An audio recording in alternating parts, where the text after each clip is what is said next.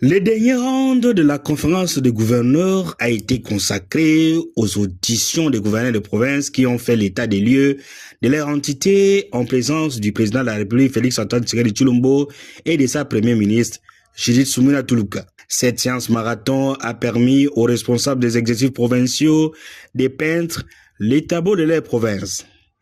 Un tableau jugé peu reluisant qui traduit les fossés entre ce qui est dit et ce qui est fait. La première ministre Judith Suminwa, vice-présidente de la conférence des gouverneurs, s'est montrée disposée à accompagner les gouverneurs des provinces pour relever les défis identifiés. La République démocratique du Congo dispose d'atouts exceptionnels. Plus de 80 millions d'hectares de terres arables, un potentiel hydrique immense et une richesse naturelle unique. Et pourtant, nous continuons à importer pour près de 3 milliards de dollars de denrées alimentaires chaque année. Ce paradoxe n'est plus acceptable. Il nous oblige à repenser notre modèle de développement et à agir avec détermination. Les états de lieux présentés par les gouverneurs mettent en lumière des défis multidimensionnels, politiques, sécuritaires, économiques et sociaux. Sur le plan institutionnel, la stabilité des provinces demeure une condition essentielle au développement.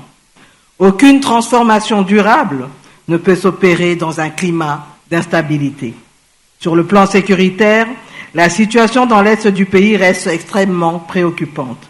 La RDC fait face à une agression persistante menée par le Rwanda à travers ses forces et ses supplétifs du mouvement AFC M23. Cette agression constitue une atteinte grave à notre souveraineté et à notre intégrité territoriale.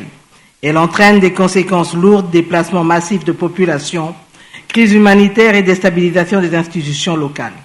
Face à cette situation, ainsi qu'à la présence de groupes armés tels que les ADF Nalu, qui commettent d'importantes exactions sur les populations environnantes, la réponse du gouvernement s'articule autour de 3 axes stratégiques. Premièrement, la concertation nationale et territoriale afin de renforcer la cohésion et impliquer les populations.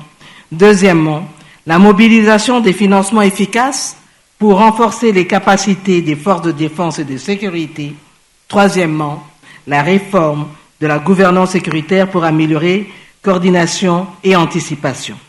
Dans son allocution, le chef de l'État, Félix-Antoine Tshisekedi Tshilombo, a exhorté les chefs des exécutifs provinciaux à plus d'imagination. Le thème retenu pour nos travaux engage directement l'avenir économique, social et stratégique de la République démocratique du Congo. Il touche à des enjeux fondamentaux, à savoir la sécurité alimentaire de notre peuple, l'emploi des jeunes, la réduction de la pauvreté, le rééquilibrage entre les villes et les campagnes et au bout du compte, l'affirmation même de notre souveraineté.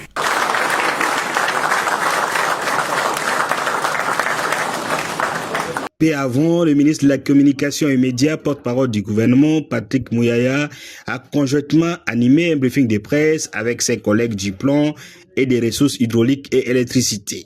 Axé sur l'itinérance du chef de l'État à Kwilu, avec notamment les débits de l'électrification de la ville de Kikwit, desservie en électricité à partir du barrage de Kakobola.